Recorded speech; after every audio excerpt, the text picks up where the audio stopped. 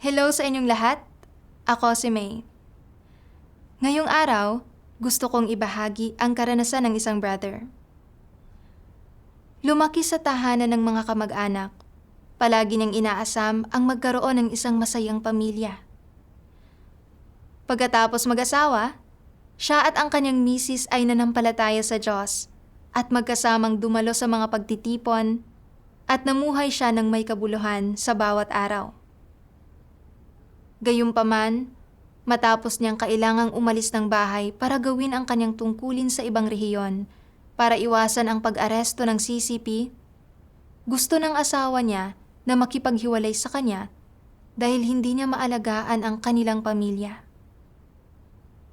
Alam niya na kung uuwi siya para isalba ang kanilang pagsasama, hindi niya maipagpapatuloy ang paggawa ng kanyang tungkulin, ngunit kung hindi, haharapin niya ang pagkasira ng kanilang pagsasama. Sa kanyang pasakit at sa dilemang ito, anong mga katotohanan ang hinanap niya na nagpalaya sa kanya? Anong mga pagpili ang ginawa niya?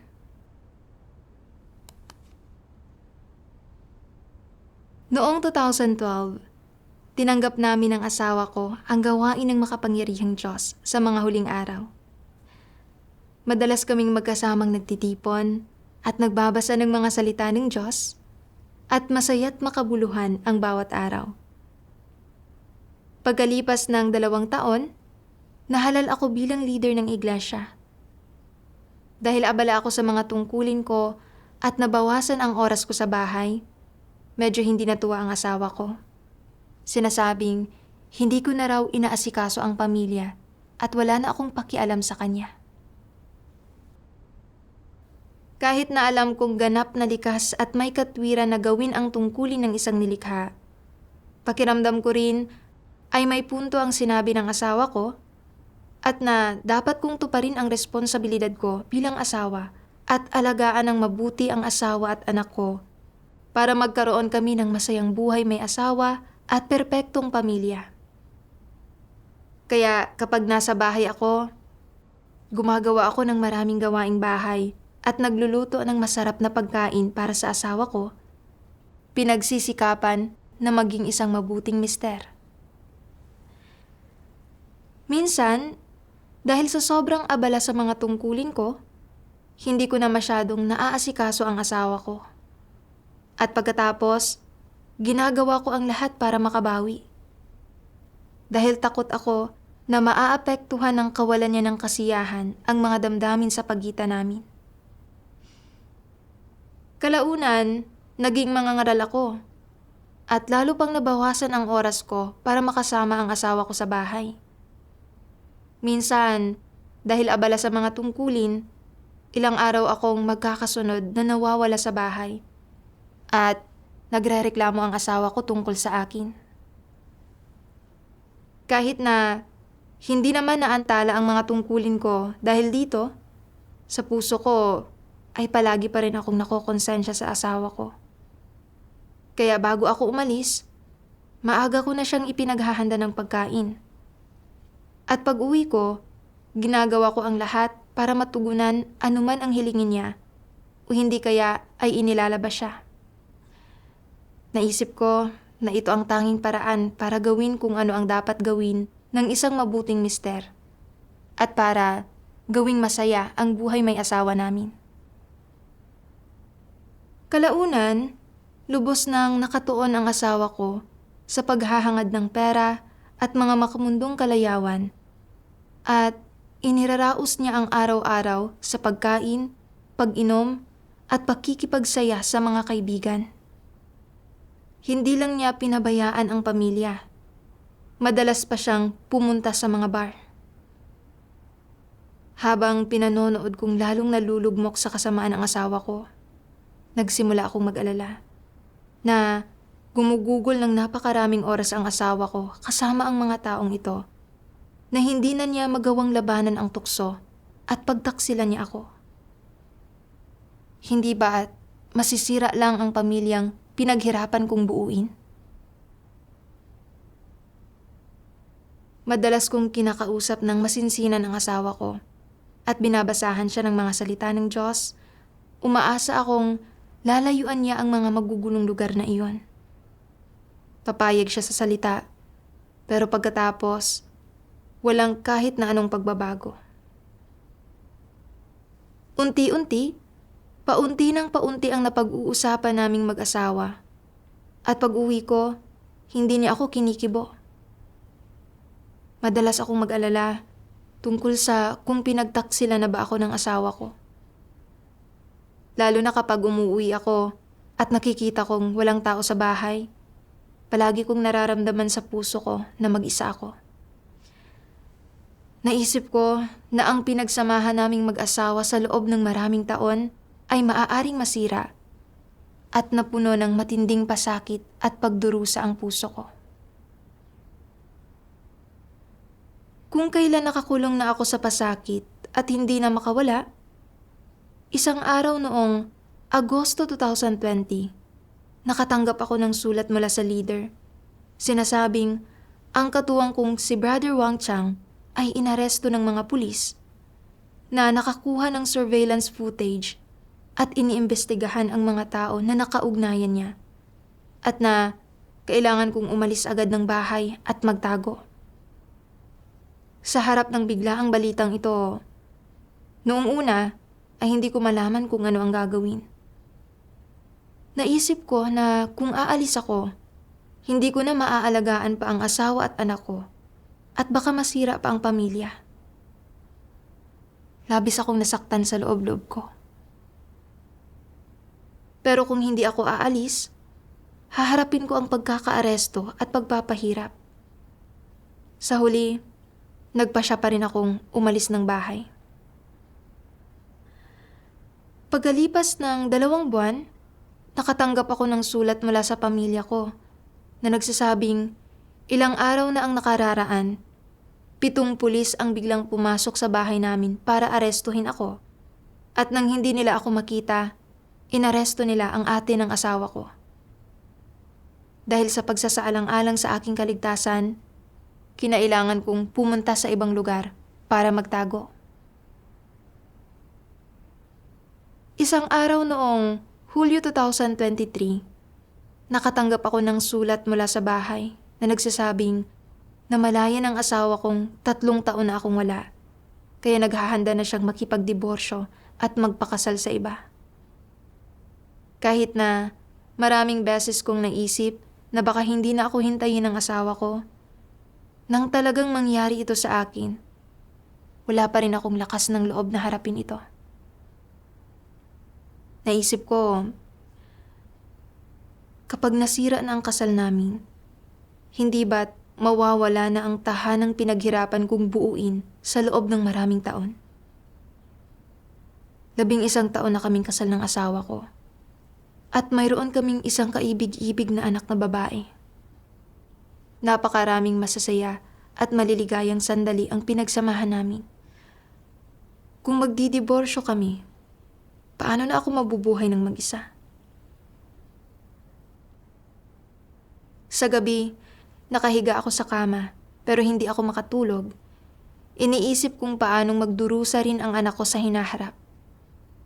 Napuno ng pasakit at pagkabagabag ang puso ko. At sumagi sa isip ko ang ideyang umuwi para isalba ang aming buhay may asawa. Pero tinutugis ako ng mga pulis at sa halos 3 taon na nalayo ako sa bahay, ilang beses nagmanman ang mga pulis sa bahay ko. At binabantayan din ng mga pulis ang telepono ng asawa ko. Kung padalos-dalos akong uuwi, bukod sa mahuhuli ako, makapagdudulot pa ako ng gulo sa iglesia. Isa pa, ginagawa ko ang mga tungkulin ko. Kaya kung umalis ako, pagtalikod iyon sa aking mga tungkulin at pagkakanulo sa Diyos. Batay sa katwiran, alam kong hindi ako pwedeng umuwi. Pero ang hindi pag-uwi ay mangangahulugan ng pagkasira ng pagsasama naming mag-asawa.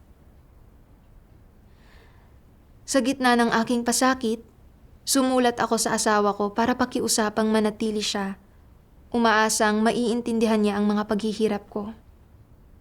Kahit pagkatapos kong isulat ang liham, alam kong marahil ay walang magiging epekto sa asawa ko ang mga taus-puso kong salita.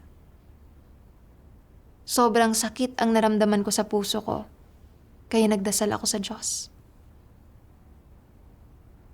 Kalaunan, nabasa ko ang mga salita ng Diyos at naunawaan ko kung paano tratuhin ang buhay may asawa at pamilya.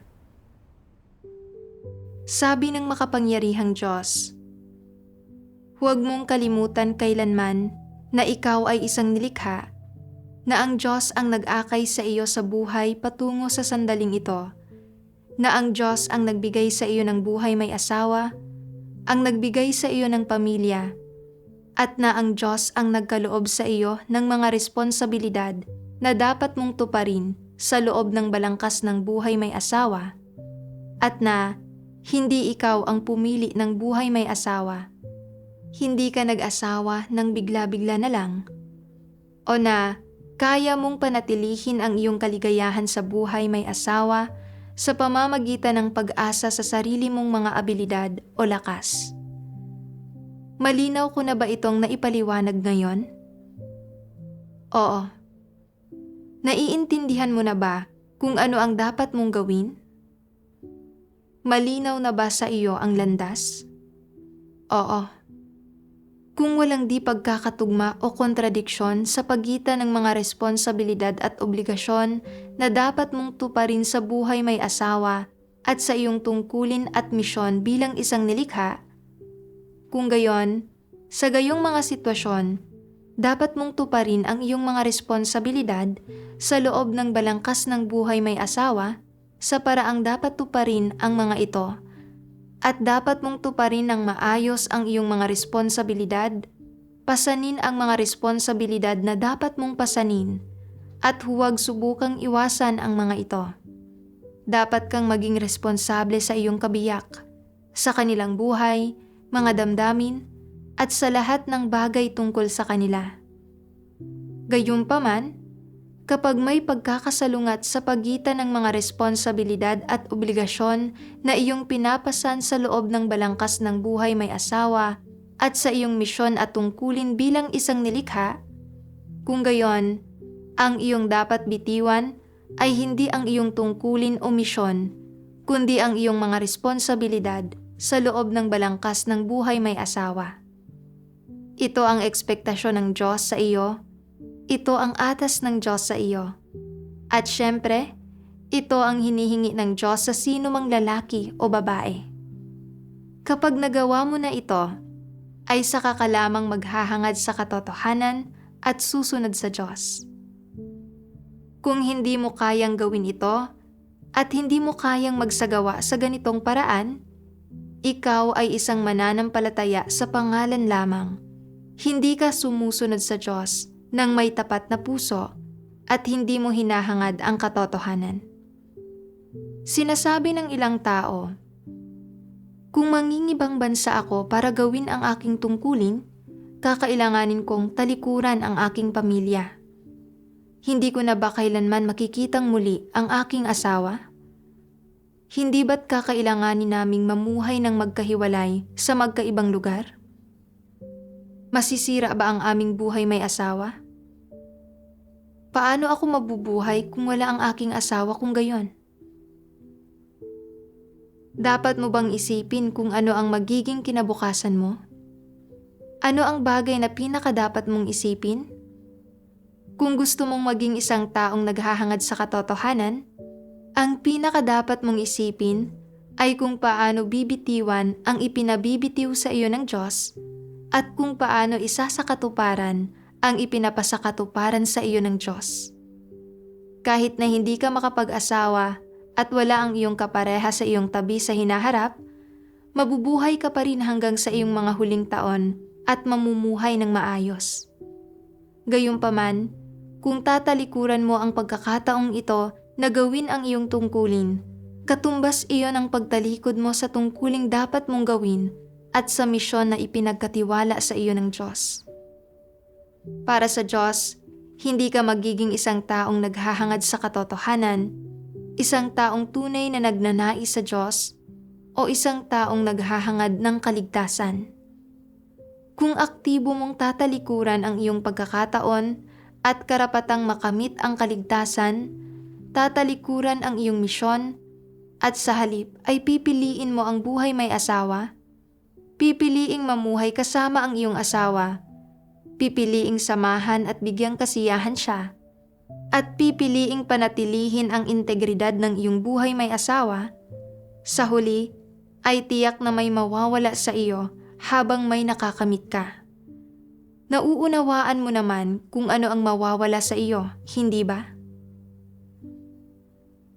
Binigyan ka ng Diyos ng isang matatag na buhay at ng isang kabiyak para lamang mamuhay ka ng mas maayos at mayroong mag-aalaga sa iyo, upang mayroon kang kapiling, hindi upang makalimutan mo ang Diyos at ang kanyang mga salita, o talikuran mo ang iyong obligasyon na gawin ang iyong tungkulin at ang iyong layon sa buhay na hangarin ang kaligtasan kapag may asawa ka na, at pagkatapos ay mamumuhay ka para sa iyong asawa.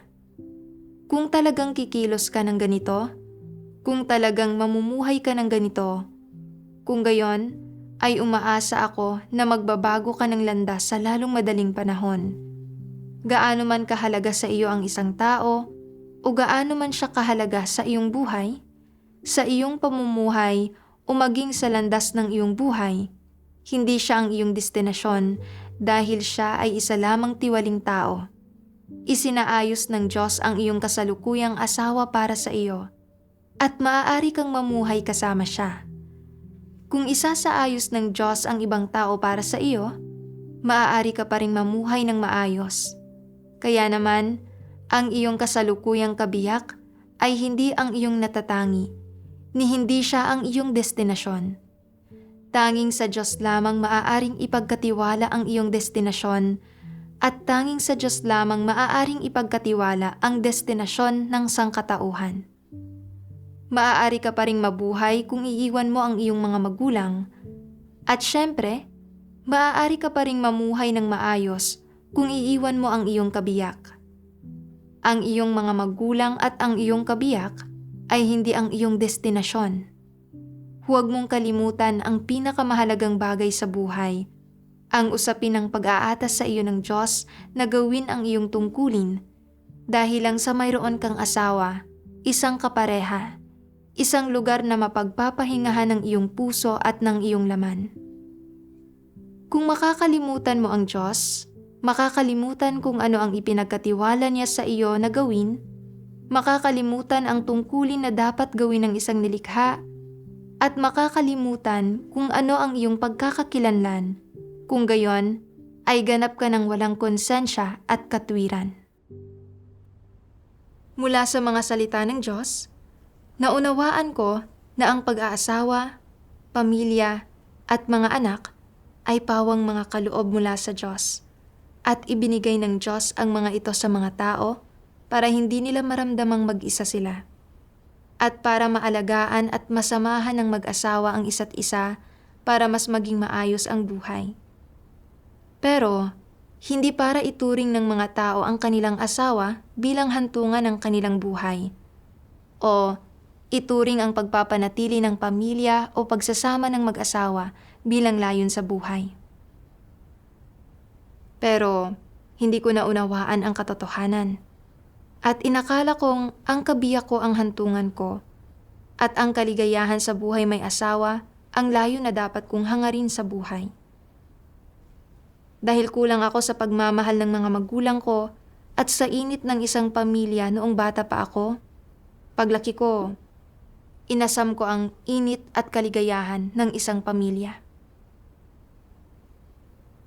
Pagkatapos kong pakasalan ang asawa ko, naranasan ko ang pagmamahal ng asawa ko at ang kaligayahan at kagalakang dulot ng anak ko, at lalo akong nakumbinsi na ang pagkakaroon ng perpektong pamilya ay isang napakagandang bagay.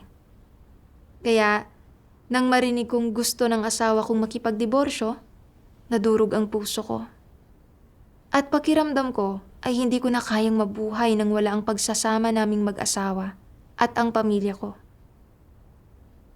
Naisip ko pa ngang talikuran ang mga tungkulin ko at umuwi ng bahay para lang maisalba ang aming pagsasamang mag-asawa. Noon ko lang napagtanto na mas mahalaga pala sa akin sa puso ko ang pag-aasawa kaysa sa Diyos at sa paggawa ng tungkulin ng isang nilikha. Ang totoo, binigyan ako ng Diyos ng asawa at pamilya at binigyan ako ng responsibilidad ng pamilya. Pero hindi layunin ng Diyos na talikuran ko ang mga tungkulin ko pagkatapos kong magpakasal. Sa lahat ng oras, ang paghahangad sa katotohanan at paggawa sa tungkulin ko bilang isang nilikha ay ang mga bagay na dapat kong gawin at ang mga pinakamahalagang bagay. Naisip ko kung gaano karaming misyonerong kanluranin na para maipakalat ang ebanghelyo ng Panginoon ay kusang isinuko ang pag-aasawa, mga trabaho at magiginhawang buhay at naglakbay ng libu-libong milya papuntang China para ipangaral ang ebanghelyo at kung paanong dahil sa kanila lumaganap ang ebanghelyo ng Panginoong Hesus sa buong China. Natamasa ko ang pagdidilig at pagtustos ng napakaraming salita ng Diyos. Pero ano ba ang nagawa ko para sa Diyos? Nang sabihin ng asawa ko na gusto niyang makipagdiborsyo, ang una kong inisip ay na pagkatapos ng diborsyo, kung wala ang aming pamilya, magdurusa ang anak ko at hindi ko na matatamasa ang init at kaligayahang dulot ng pamilya. Napuno ng pasakit at pighati ang puso ko. At naisip kong talikuran ang mga tungkulin ko para umuwi at isalba ang pagsasama naming mag-asawa. Puro sarili ko lang na mga interes ang iniisip ko at wala akong pakialam sa layunin ng Diyos. Kung ikukumpara sa mga misyonerong kanluraning iyon, lubos akong walang konsensya at puno ng pagkamakasarili. At hindi ako karapat-dapat sa lahat ng taon ng paggabay at pagtustos ng Diyos na natanggap ko. Nang maisip ko ito, lubha akong nakonsensya. At naisip kong hindi na ako dapat mag-alala o maligalig tungkol sa buhay ko sa hinaharap. Ang pinakamahalaga sa puntong ito ay ang isipin kung paano ko matutupad ng maayos ang mga tungkulin ko. Kalaunan, tumuon na ako sa aking mga tungkulin. Makalipas ang 1 buwan, nakatanggap ako ng sulat mula sa biyenan ko na nagsasabing nalaman daw ng bayaw ko sa mga koneksyon niya sa loob na malamang ay wala ako sa wanted list at na hinahanap lang daw ako ng mga pulis para arestuhin. Basta't umalis ako sa lugar namin, hindi ko na raw kailangang patuloy na magtago. Ang asawa at anak ko, pati ang biyenan ko, ay nasa ibang probinsya lahat. At tinanong ako ng biyenan ko kung gusto ko raw bang pumunta roon. Sa isip-isip ko, kung makababalik ako sa asawa at anak ko, hindi magkakawatak-watak ang pamilya ko. At mararanasan ng anak ko ang init ng isang pamilya. Pero bigla kong naalala na nanalangin ako sa Diyos na paninindigan ko ang mga tungkulin ko. Ang bitiwan ang mga tungkulin ko at bumalik para isalba ang pagsasama naming mag-asawa ngayon ay magiging panlilin lang sa Diyos. Bukod pa roon, walang sino mang mas angkop na gumawa ng tungkuling ito kaysa sa akin. Kung aalis ako, siguradong maaapektuhan ang gawain. Sa mga sandaling iyon, napagtanto ko na ang pagtanggap ko sa sulat ng biyenan ko noong araw na iyon ay isang pagsubok para sa akin, para makita kung ano ang pipiliin ko. Kailangan kong piliing mapalugod ang Diyos at unahin ang mga tungkulin ko. Kaya nanalangin ako sa Diyos. O Diyos, medyo nanghihina ang puso ko at gusto kong bumalik para isalba ang pagsasama namin. Pero alam kong hindi ko pwedeng talikuran ang mga tungkulin ko at lalong hindi kita pwedeng ipagkanulo. O Diyos, pakiusap, gabayan mo ako na makapanindigan sa aking patotoo. Kalaunan, nabasa ko ang isang sipi ng mga salita ng Diyos at nahanap ko kung paano magsagawa. Sabi ng makapangyarihang Diyos, namumuhay ang mga tao sa isang materyal na mundo at bagamat sumusunod ka sa Diyos, hindi mo kailanman nakikita o nararanasan kung paano nagtutustos ang Diyos para sa iyo, nagmamahal at nagpapakita ng malasakit para sa iyo. Kaya ano ang nakikita mo? Nakikita mo ang mga kamag-anak mo sa dugo na nagmamahal sa iyo o lubos na nag-aalala para sa iyo. Nakikita mo ang mga bagay na kapakipakinabang sa iyong laman at inaalala mo ang mga tao at mga bagay na mahal mo. Ito ang tinatawag na pagiging hindi makasarili ng tao. Ngunit ang mga ganitong hindi makasariling tao ay hindi kailanman nagbibigay pansin sa Diyos na nagkakaloob sa kanila ng buhay.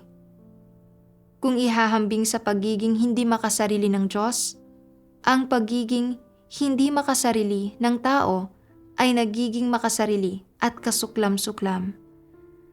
Ang pagiging hindi makasarili na pinaniniwalaan ng tao ay hungkag at hindi makatotohanan, may halo, hindi tumutugma sa pagiging hindi makasarili ng Diyos at hindi kaugnay sa Diyos. Ang pagiging hindi makasarili ng tao ay para sa sarili niya, samantalang ang pagiging hindi makasarili ng Diyos ay isang tunay na pagbubunyag ng kanyang diwa. Dahil mismo sa pagiging hindi makasarili ng Diyos na patuloy niyang tinutustusan ang tao.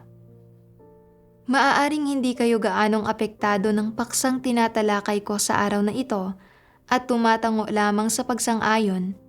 Ngunit kapag sinusubukan mong danasin ang puso ng Diyos sa iyong puso, matutuklasan mo ito ng hindi sinasadya. Sa lahat ng tao, pangyayari, at bagay na nadarama mo sa mundong ito, tanging ang pagiging hindi makasarili ng Diyos ang totoo at konkreto.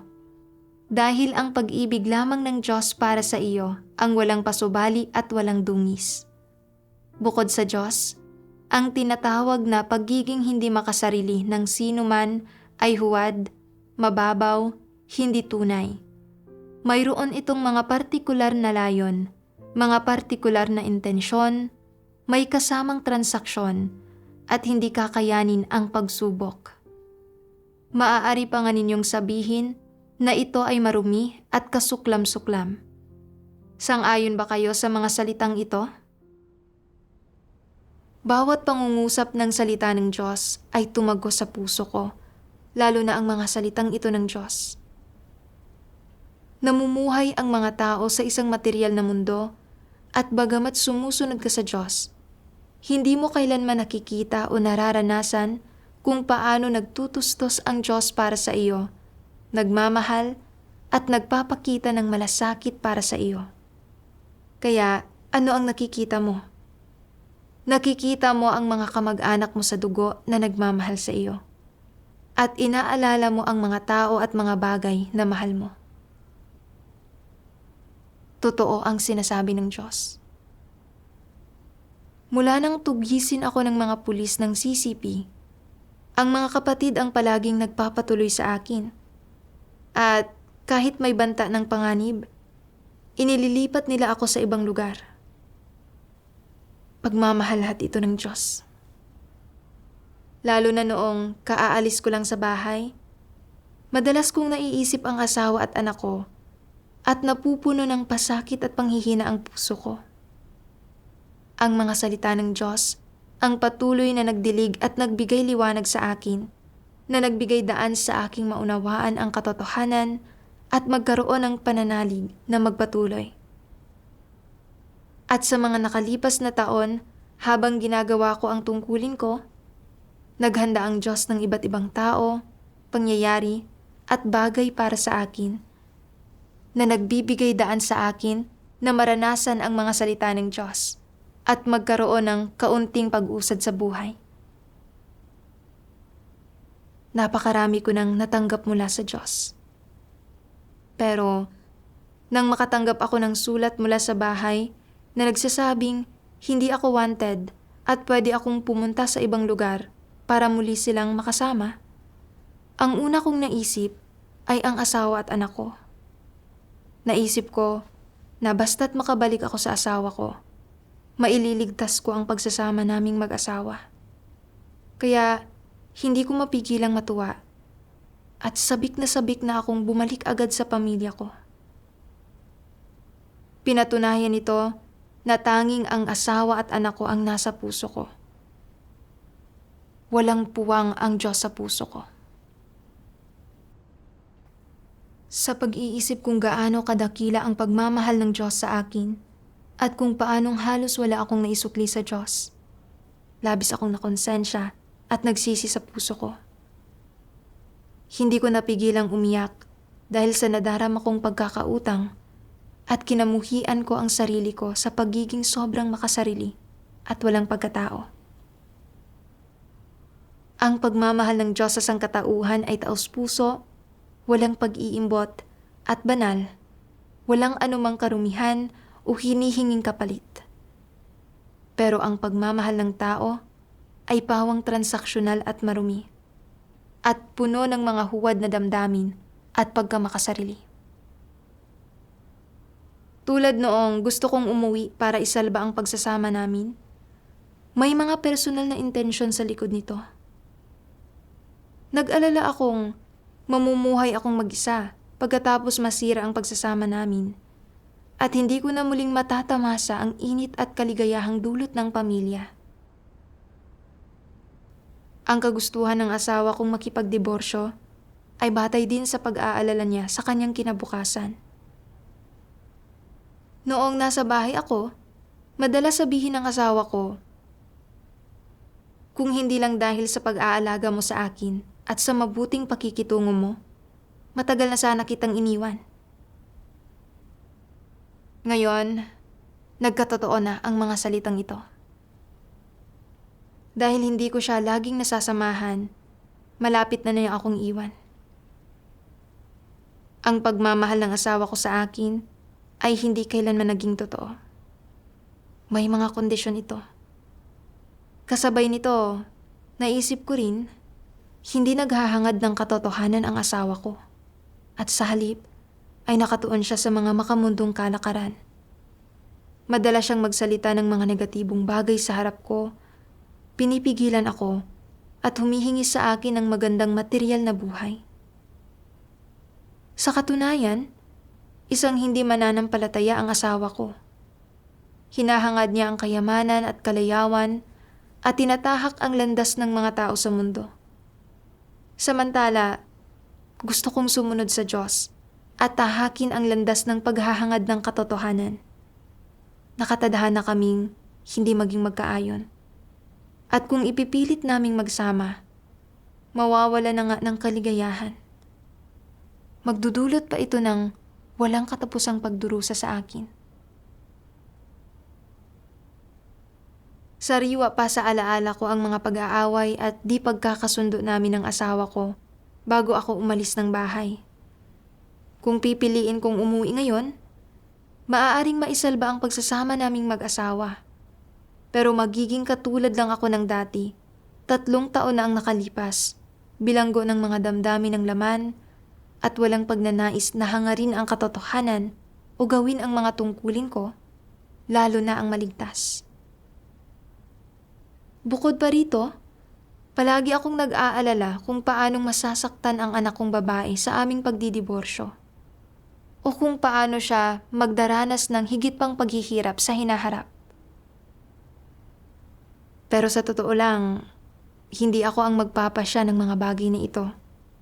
Dahil ang mga magulang ay makapag-aalok lamang ng tulong at pangangalaga sa kanilang mga anak sa pisikal at material na aspekto. Pero kung paano ang magiging takbo ng kapalaran ng isang anak, anong pagdurusa ang kanyang titiisin, at anong mga pagpapala ang kanyang matatanggap ay pauna ng inorden at isinaayos ng Diyos. Palagi akong nag-aalala tungkol sa anak ko. Ito rin ang kawalan ko ng pananalig sa kataas-taasang kapangyarihan ng Diyos. Pagkatapos maunawaan ang lahat ng ito, naging handa akong ipagkatiwala ang aking anak sa mga kamay ng Diyos. Kalaunan, pinadalhan ako ng biyanan ko ng isang liham na nagsasabing, maayos naman ang kalagayan ng anak ko at natutunan raw nito ang higit sa 100 himno ng iglesia at nakakasayaw pa nga para purihin ang Diyos. Napagtanto kong hindi kailangan ang mga pag-aalala ko. Nanalangin ako sa Diyos, nanunumpa na hindi na ako malilimitahan ng aking buhay may asawa at na wasto kong hahangarin ang katotohanan at gagawin ang aking mga tungkulin. Noong Oktubre 2023, nalaman kong tinukoy ang asawa ko bilang isang hindi mananampalataya at pinaalis sa iglesia. Pero medyo panatag ang loob ko. At nagpasalamat ako sa Diyos sa pagprotekta sa akin mula sa pagtalikod sa aking mga tungkulin dahil sa Kanya. Pagkatapos, hindi ko maiwasang magnilay-nilay. Bakit ko palaging itinuturing ang pagkakaroon ng masayang buhay may asawa at pamilya bilang hangarin ko sa buhay at ginagawa ang lahat para mapanatili ang mga ito? Ano ang ugat ng problemang ito? Nabasa ko ang isang sipi ng mga salita ng Diyos. Ang mga mapanirang impluwensya at piyudal na pag-iisip na naitanim ng malalim sa puso ng tao sa pamamagitan ng libu-libong taon na pambansang diwa ay ginapos at kinadena ang mga tao. Iniwan silang wala ni gatuldok na kalayaan, walang ambisyon o pagtitiyaga, at walang pagnanais na umusad. Sa halip, ay pinananatili silang negatibo at paurong, nakabaon sa kaisipan ng isang alipin at iba pa. Ang mga objetibong salik na ito ay nag-iwan ng di mabuburang bakas ng karumihan at kapangitan sa ideolohikal na pananaw, mga adhikain, moralidad, at disposisyon ng sangkatauhan. Tila nakatira ang mga tao sa isang madilim na mundo ng terorismo at hindi iniisip ng sino man sa kanila na lagpasan ito o iniisip na lumipat sa isang ideal na mundo. Sa halip, ginugugol nila ang mga araw nila nang may pakiramdam ng pagkakontento sa kalagayan nila sa buhay. Panganganak at pagpapalaki ng mga anak, pagsusumikap, pagpapapawis, pag-aasikaso ng mga trabaho, at pangangarap na magkaroon ng isang maginhawa at masayang pamilya, mapagmahal na buhay may asawa, ng paggalang ng mga anak, ng kagalakan sa kanilang katandaan, at ng payapang pamumuhay. Sa loob ng mga dekada, ng libu-libo, 10,000 taon hanggang sa ngayon, inaaksaya na ng mga tao ang kanilang oras sa ganitong paraan na walang sino man ang lumilikha ng pinakamagandang buhay sa lahat ng buhay ng tao, nakatuon lamang sa pagpapatayan, nakikipagkarera para sa kasikatan at pakinabang, at nagpapakana laban sa isa't isa sa madilim na mundong ito. Sino ang naghanap na sa mga layunin ng Diyos? Mayroon na bang nagbigay pansin sa gawain ng Diyos? Ang lahat ng bahagi ng mga tao na sinakop ng impluwensya ng kadiliman ay matagal nang naging kalikasan ng tao, kaya napakahirap na isakatuparan ang gawain ng Diyos at lalo pang walang pagnanais ang mga tao na bigyang pansin ang ipinagkatiwala ng Diyos sa kanila ngayon. Mula sa mga salita ng Diyos, naunawaan ko na naimpluwensyahan at nalason ako ng tradisyonal na kultura at mga kaisipan na ikinintal ni Satanas, gaya ng magkahawak kamay at tatanda ng magkasama, at isang mapagmahal na mag-asawa na sumusuporta sa isa't isa sa hirap at ginhawa. Tinatrato ang masayang buhay may asawa at nagkakasundong pamilya bilang mga layo na hinahangad ko. Hindi nalalaman kung bakit nabubuhay ang mga tao o kung paano mamuhay sa isang makabuluhan at mahalagang paraan. Naalala ko noong bata pa ako, dahil hindi ako binigyan ng mga magulang ko ng isang mapagkalingang pamilya, naawa ako sa sarili ko. At itinuring kong simbolo ng kaligayahan ang pagsasama-sama ng pamilya. Pagkatapos ng kasal, natamasa ko ang pangangalaga at pagsasaalang-alang ng asawa ko, pati na rin ang kaligayahang dulot ng aking pamilya at anak. Kaya gusto kong ilaan ang buong buhay ko sa pagpapanatili ng kaligayahan ng aking buhay may asawa. Pagkatapos kong manampalataya sa Diyos, ginawa ko ang tungkulin ko sa iglesia, pero ang puso ko ay nasa bahay. At iniisip kong umuwi agad para makasama ang asawa at anak ko at iniraraos ko lang ang tungkulin ko. Minsan, sobrang abala ako sa tungkulin ko na napapabayaan ko ang asawa ko. At pag uwi ko, sinusubukan kong bumawi. Kahit ano pa ang gustong kainin, bilhin, o puntahan ng asawa ko. Kahit na hindi makatwiran ang mga hiling niya, ginagawa ko ang lahat para pagbigyan siya. Sinubukan ko ang lahat ng paraan para pasayahin siya. Kalaunan, dahil sa mga pag-aresto ng pulis, hindi ako nakauwi sa loob ng 3 taon at gusto ng asawa kong makipagdiborsyo. Nag-alala ako na kung magdidiborsyo kami, mawawala ang tahanang pinaghirapan kong buuin. Kaya gusto kong umuwi para isalba ang pagsasama naming mag-asawa. Muntik ko pang ang talikuran ang mga tungkulin ko at ipagkanulo ang Diyos ng 2 beses. Sa pagbabalik tanaw, talagang nanganib ako. Ngayon, sa wakas ay malinaw ko nang nakikita na ang mga ideya at pananaw sa paghahangad ng isang masayang buhay may asawa at nagkakasundong pamilya ay iginagapos ako, na nagtulak sa aking ituring ang buhay may asawa at pamilya bilang mas mahalaga kaysa sa tungkulin ng mga nilikha, na naging dahilan para hindi ako masyadong makapasok sa katotohanang realidad sa 7 o 8 taon ng pananampalataya ko sa Diyos. Inaaksaya ang maraming oras. Noon, palagi kong pinaniniwalaan na hanggat mabuti ako sa asawa ko at nagsikap ako para sa pamilyang ito, magiging masaya ang aking buhay may asawa. Kaya sinusubukan ko ang lahat ng posibleng paraan para pasayahin ang asawa ko, umaasa na maisalba ang pagsasama naming mag-asawa sa paggawa niyon. Pero sa huli, iniwan pa rin ako ng asawa ko. Ang kabaitan ng asawa ko sa akin ay ganap na dahil sa pagsisikap na inilaan ko at sa halagang ibinahayad ko para sa kanya, at dahil pa nga sa pagbaba ko ng aking integridad at dignidad para lang mapasaya siya. Pero ngayon na hindi na matamasa ng asawa ko ang kabaitang ipinakita ko sa kanya, pursigido na siyang makipagdiborsyo para makahanap ng iba. Ang aming pagsasamang mag-asawa ay ganap na transaksyonan.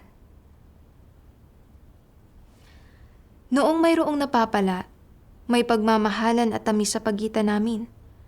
Pero noong wala nang mapakikinabangan, itinulak na ako palayo. Nasaan ang kaligayahan dito? Sa pagbabalik tanaw sa mga bagay na ito, napagtanto kong ang lahat ng aking pagsisikap at pagsasakripisyo sa loob ng maraming taon ay hindi makapagdudulot sa akin ng tunay na pagmamahal o kaligayahan.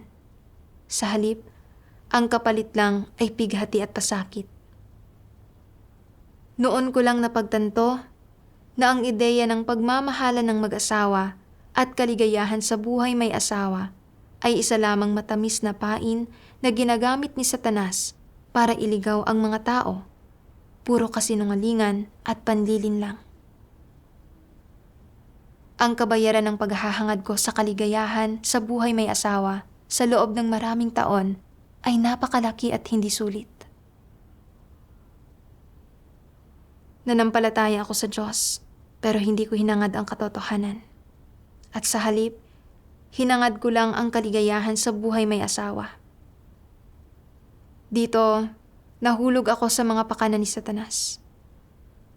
Ginugol ko ang lahat ng aking oras at lakas na sinusubukang pasayahin ang asawa ko at panatilihin ang aming pagsasama na naging dahilan para hindi ko makamit ang katotohanang dapat kong makamit o matupad ang mga tungkuling dapat kong tuparin. Hindi lang nito naantala ang aking paglago sa buhay, kundi binigo ko rin ang mga inaasahan ng Diyos. Napakahangal ko talaga. Kalaunan, nabasa ko ang mga salita ng Diyos at nagsimula akong magkamit ng kaunting pagkaunawa sa kung ano ang dapat hangarin ng mga tao sa buhay. Sabi ng makapangyarihang Diyos, isa kang nilikha. Mangyari pa ay dapat mong sambahin ang Diyos at hangaring mamuhay ng makahulugan. Kung hindi mo sasambahin ang Diyos, kundi mamumuhay ka sa loob ng iyong maruming laman, hindi ba isang hayop ka lamang na nakasuot ng damit ng tao? Dahil isa kang tao, dapat mong gugulin ang sarili mo para sa Diyos at tiisin ang lahat ng pagdurusa. Dapat mong tanggapin ng masaya at may katiyakan ang kaunting pagdurusang pinagdaraanan mo ngayon at mamuhay ka ng makahulugan, kagaya ni Job at Pedro. Dapat hangarin ng lahat ng tao na isabuhay ang isang makabuluhang buhay at hindi dapat masiyahan sa kanilang kasalukuyang mga kalagayan.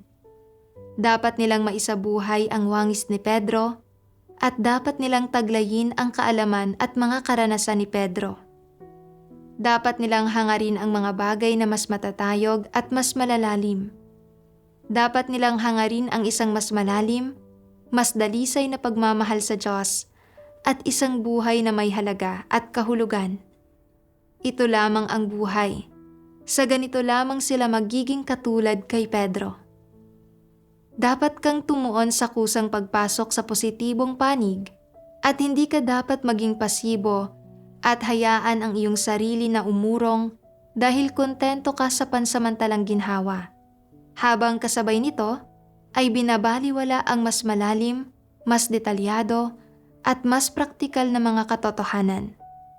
Dapat kang magtaglay ng praktikal na pagmamahal at dapat kang humanap ng lahat ng posibleng paraan upang mapalaya ang iyong sarili mula sa dekadente at walang pakialam na pamumuhay na walang pinagkaiba sa paraan ng pamumuhay ng isang hayop. Dapat mong isabuhay ang isang buhay na may kabuluhan at halaga at hindi mo dapat linlangin ang iyong sarili o ituring ang iyong buhay na parang isang laruan na dapat paglaruan. Para sa lahat ng may determinasyon at nagmamahal sa Diyos, walang katotohanang hindi maaabot at walang katarungan na hindi nila mapaninindigan. Paano mo dapat ipamuhay ang iyong buhay? Paano mo ba dapat ibigin ang Diyos at gamitin ang pag-ibig na ito para matugunan ang kanyang mga layunin? Wala nang mas mahalagang bagay sa iyong buhay.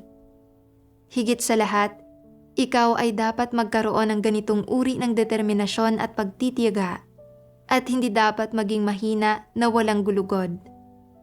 Dapat mong matutunan kung paano maranasan ang isang makahulugang buhay at maranasan ang makahulugang mga katotohanan at hindi dapat ituring ang iyong sarili ng pabasta-basta sa ganitong paraan. Ang iyong buhay ay lilipas ng hindi mo namamalayan. Pagkatapos niyon, magkakaroon ka pa rin ba ng ganitong uri ng oportunidad na mahalin ang Diyos? Maaari bang mahalin ng tao ang Diyos pagkatapos niyang bawian ang buhay? Dapat kang magkaroon ng determinasyon at ng konsensya na katulad ng kay Pedro. Dapat kang mamuhay ng makabuluhang buhay at hindi mo dapat pinaglalaruan ang iyong sarili. Bilang isang tao, At bilang isang tao na naghahangad sa Diyos, dapat mong isaalang-alang at harapin ang buhay mo ng maingat. Isinasaalang-alang kung paano mo dapat ialay ang iyong sarili sa Diyos, kung paano ka magkakaroon ng isang mas makabuluhang pananalig sa Diyos. At dahil sa iniibig mo ang Diyos, paano mo siya dapat ibigin sa paraang mas dalisay, mas maganda, at mas mabuti. Napakalinaw ng mga salita ng Diyos. Bilang mga mananampalataya, dapat nating hangaring mahalin at sambahin ang Diyos.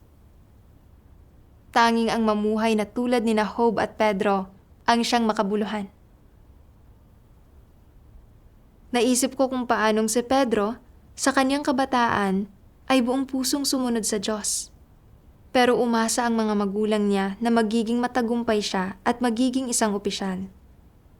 Gayunpaman, hindi niya ginawang layon ang mga ekspektasyon ng kanyang mga magulang, ni hindi niya inalintana kung makakaapekto ba ang kanyang mga pinili sa relasyon niya sa kanyang mga magulang. Sa halip, inilaan niya ang kanyang sarili sa paghahangad na makilala at mahalin ang Diyos. At sa huli, ipinako siya ng patiwarik sa krus para sa Diyos, na naging isang huwara ng pagmamahal sa Diyos. Nariyan din si Job. Sa mga pagsubok, nawala ang lahat ng kanyang baka, tupa, at mga anak, at napuno ng mga sugat ang kanyang katawan, at sinabi ng kanyang asawa, "Itakwil mo ang Diyos at mamatay ka." Nang marinig ni Job ang sinabi ng kanyang asawa, pinanghawakan pa rin niya ang kanyang pananalig sa Diyos, at pinagsabihan niya ang kanyang asawa, tinawag itong isang hangal na babae. Nanindigan siya sa kanyang patotoo para sa Diyos, at ipinahiya si Satanas. Mula sa mga karanasan ni Pedro at Job, nakita ko na sa pamamagitan lamang ng paghahangad na makilala at mahalin ang Diyos, maayos na paggawa ng ating mga tungkulin at paninindigan sa ating patotoo, makatatanggap tayo ng pagsang-ayon ng Diyos. Ito ang tanging paraan para mamuhay ng may sukdulang kabuluhan. Pagkatapos, pinatahimik ko ang aking puso at inilaan ang aking sarili sa aking mga tungkulin. At kasabay nito, nagsanay akong magsulat ng mga artikulo ng patotoong batay sa karanasan. Kalaunan, nalaman kong ang isa sa mga artikulo kong batay sa karanasan ay ginawang video. Dahil nagamit ko ang aking karanasan para magpatotoo sa Diyos, labis akong naantig. Lalo kong naramdaman na ang paghahangad lamang sa katotohanan at pagpapatotoo sa Diyos ang pinakamakabuluhan. At ito lamang ang makapagdudulot ng tunay na kaligayahan at kagalakan. Noong Pebrero 2024, nakatanggap ako ng sulat mula sa mga magulang ko na nagsasabing nagsampa ng petisyon sa diborsyo ang asawa ko sa korte. Nang matanggap ko ang balitang ito, medyo kalmado ako at hindi ako nabagabag o nalungkot sa pakikipagdiborsyo ng asawa ko. Sa halip, naramdaman kong isa itong uri ng pagpapalaya. Ngayon, kaya ko nang bitiwan ang mga pasaning ito at buong pusong sumunod sa Diyos. Ito ang pagliligtas ng Diyos para sa akin at nagpapasalamat ako sa makapangyarihang Diyos mula sa kaibuturan ng aking puso. Ipinapakita sa atin ng karanasan ng brother na ito na kapag nahaharap sa isang pagpili, sa pamamagitan lamang ng paghahanap sa katotohanan at pag-unawa sa mga layunin ng Diyos, tayo makagagawa ng tamang desisyon at makahahanap ng tunay na kalayaan sa ating mga puso. Nakaranas ka na ba ng isang masakit na pagpili tulad ng sa brother na ito? Anong bahagi ng kanyang kwento ang pinakatumatak sa inyo? Huwag mag-atubiling ibahagi ang inyong mga saloobin sa comment section. Manatiling nakaabang habang ibinabahagi namin ang mas marami pang tunay na patotoo ng mga Kristiyanong nakararanas ng pagdadalisay at pagbabago sa pamamagitan ng mga salita ng Diyos.